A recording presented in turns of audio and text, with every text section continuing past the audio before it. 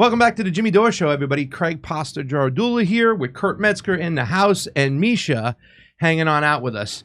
So, since we're talking about the war machine, wouldn't you know over here, Biden asked Congress for an additional $24 billion to spend on the Ukraine war. Oh, nice. The White House lumped the Ukraine funds in with $12 billion for domestic disaster relief and $4 billion for border security. So, all the money that goes everywhere, or that they say what it's going to, is nothing more than a scam. It gets funneled back into the elite's pockets. We've seen this with FTX and Sam Bankman-Fried. It's just a big Ponzi scheme. So let's take a look. The White House on Thursday asked Congress to approve a $40 billion bill that includes nearly $24 billion for additional spending on the war in Ukraine. According to CNN, the $24 billion for the Ukraine war includes $13 billion in military aid and $7.3 billion in economic and humanitarian assistance. Is that for vans to stuff middle-aged men into to send Exactly. the front lines? You've seen that before. They're just grabbing people off the streets, throwing in there. The Ukrainians say they'll fight to the last man, no matter who they got to round up in a van. Lindsey Graham for you, ladies and gentlemen. We'll fight to the last Ukrainian. It also includes $3 billion for infrastructure projects for regional countries impacted by the war. The request comes at a poll from CNN, that found that 55% of Americans are against more spending in the war in Ukraine. How is it only 55%? Because it's bullshit. It's like any other polls. They're controlled science. They know who to ask to get the answers they want so they can push the propaganda they need to keep getting more money sent here and there. The $40 billion bill also includes $12 billion in domestic disaster relief and $4 billion for border security. We talked about the media reports have said the White House would try to add Taiwan aid to the spending package, but it was not included in the request. It's not the right time, Kurt. Wait a minute. It's not the right time just yet. This is where I get mad, because I say we should be spending this hundreds of billions on Taiwan, our next big war. Listen, it's going to be there. We might as well do it. The funds will be in the form of an emergency supplemental package, a type of spending not limited by the debt ceiling deal reached between the White House and House Republicans.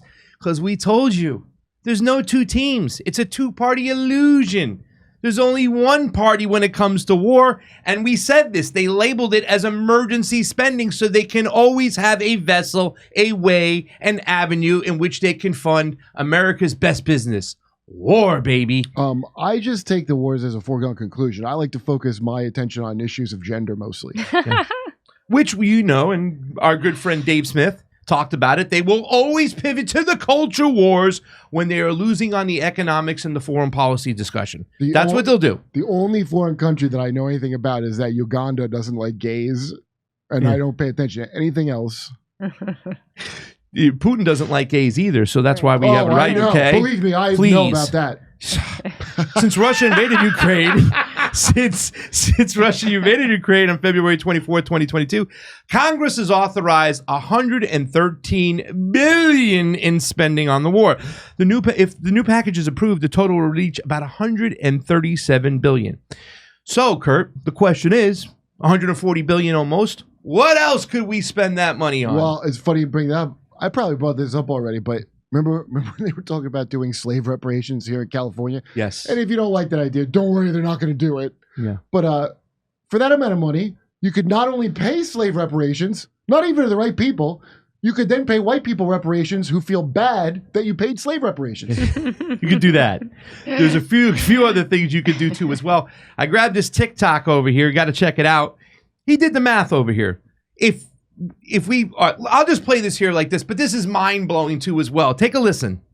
The United States has given Ukraine $115 billion so far since the war started. And no one seems to care because we give them money every other week, it seems like. But how much money is that really? I've done the math. Let's say Ukraine decided, you know what? Thanks, America. We want to repay you. We're going to give you $100,000 a day, every day, until you repay. It would take them 3,150 years. They would have had to start paying us in 1000 BC, $100,000 every day until today, and it still wouldn't be repaid, right? But what else could we have done with that money here in the United States? I looked it up. To build a state-of-the-art hospital in the U.S. is about $100 million.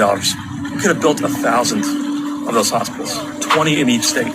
We could have made sure every homeless person is off the street. We could have removed hunger for any American. So my question to you is, why is this war in Ukraine so important to us that we're willing to spend the money on them than fixing these problems here?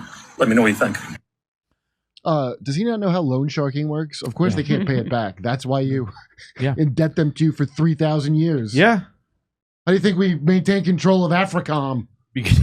But I mean, it's ridiculous. What could we have done with that money? He talked about hospitals. He talked about the homeless. He talked about hunger. He talked about feeding people. For everything we have and we've been spending on this war, we could have solved all those problems. What about infrastructure? I know we have an infrastructure bill out there, but couldn't we have done some real infrastructure in this country? Rebuilding our roads, some trains. China, they got high-speed trains all over the place. Those we don't got make nothing. A profit, Craig. They could have done all these things. They don't even make a profit.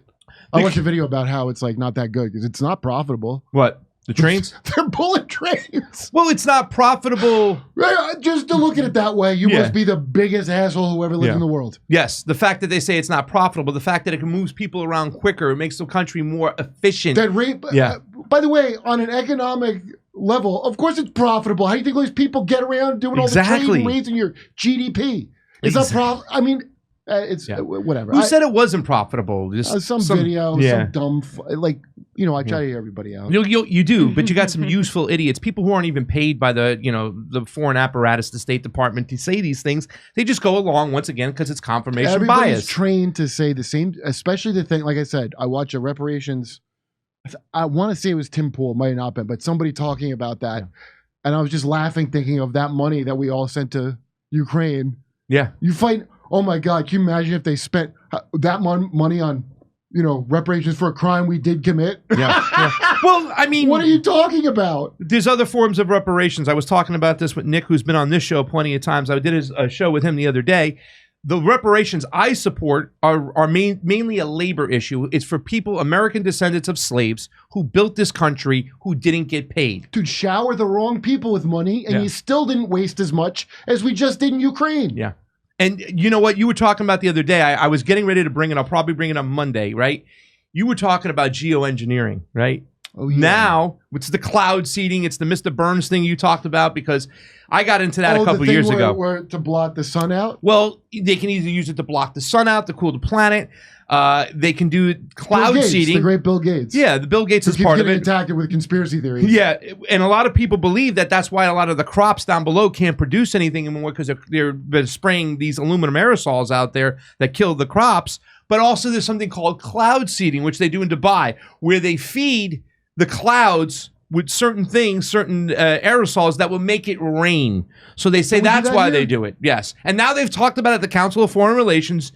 Richard Brennan, our old, he was the head of the CIA. He's talked about it. There's an executive order that says we're going to spend some money. And just for 1/15 of the price of the Ukraine war, Kurt, we can cloud seed the planet and cool it down and get water and rain wherever we're at. We'll talk about that soon, about what it's really about.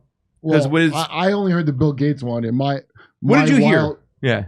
Oh, the one in Forbes of Bill Gates is just Bill Gates. Yeah, I didn't know. I mean, obviously it's not going to be just Bill Gates. Was a guy an innovator? Like it's somebody else. But it simulates a volcano. How volcanoes are feeling. Like those volcanoes, typically when that happens, those are like the worst years on record, and there's great famines. Yes. I was like, wait a minute. He owns a bunch of farms. Why would he want that to risk a famine? Oh no, that's my thought process when I read through. The theory is that he's part of the whole plan, right? In other words, he's going to control a lot of the farmland. He owns a lot of the farmland here. So they geoengineer the skies. The aluminums come down. They kill the crops. They buy the property for pennies on the dollar. We're not going to be able to cover the Hawaii fires today, but a lot of people are already saying that, watch, now that these farms have killed everything, the fires have killed everything, BlackRock's going to come in and buy the property on pennies on the dollars.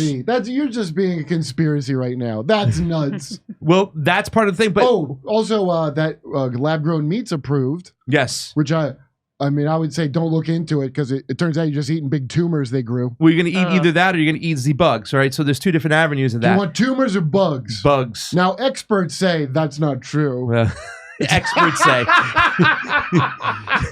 So, the other theory, and you might know this guy, you might have heard of Mark Dice. Have you heard of Mark Dice? Yeah. He was the one who talked about chemtrails. He doesn't like using the term anymore. There's a guy named Dan Winnington from Geoengineering. Okay, wait. Okay. So I always like, because from my buddy Flat Earth Dave, who I gave him that nickname, who's he has a whole business flat earthing around, but yeah, where he would talk about that, and it was like chemicals to make the population stupid. I'm like, Dave, they don't need extra chemicals to make you stupid. Just so you know, it's working with the regular, just the TV. yeah. But it's not that I don't think the government would spray shit on people, because we know they have. The sulfide, whatever it was, they sprayed on St. Louis just to see what happened. Yes, because they're black people that's a real thing. Yes, it's a real story. I don't doubt that they would do something. I'm just saying I don't know that contrails are that. Do you know what I'm saying? Yeah.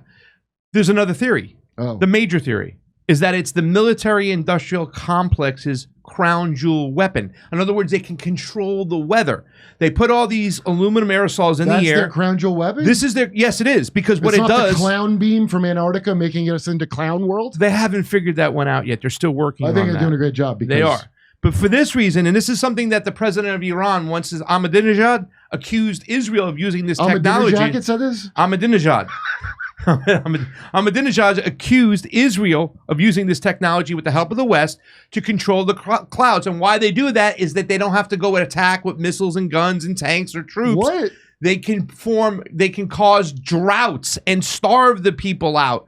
So it's believed that these aerosols go into the cloud and there's big magnets that they can control the weather. That is one of the main theories that are behind chemtrails, contrails, geoengineering, the whole nine yards. Are what the contrails are just a legitimate airplane That's term. legitimate. That's not a chemtrails. All this I don't know about, and I want to say the vaccine is safe and effective. I want to make that clear while you're talking crazy on this show. Yes. Jimmy's gonna have a heart attack when he hears that. If he's not already having a heart attack right now, okay, good. So that's that section right over there. We have more money going to Ukraine. Why? They don't care about you. I you. don't believe on a dinner jacket that the Jews control the weather. I want to make he that said clear. that. Very anti-Semitic of him, but he did say that. He did really accuse them of doing so. That they were using to cause droughts. It's like X-Men. Yes. Yeah. Do they? I like. Listen. Of all the wild and wonderful inventions that have come out recently, you know, like having a pocket North Korea on you at all times and a hand chip and all that other stuff. Like, you know, I just hope there's great new inventions like that coming along with the other great ones that I've really been enjoying. Well, listen, like I said, Brennan talked about it at the Council of Foreign Relations. There's an executive order that's signed, so now it's okay to talk about it. I remember when I was doing a video on... an executive order has been signed to do... By Biden, to spend some money on the cloud seeding. Well, you know what? It sounds crazy, but 5 years ago, we didn't know women had cocks. Okay. With that news, science moves at the speed of science. Come see our live shows. We're going to be in Chicago, Rosemont, Las Vegas, Salt Lake City, New York City, Pottstown, Pennsylvania, Stamford, Toronto, Toledo, Detroit, St. Louis, and more. Go to jimmydore.com for a link for those tickets.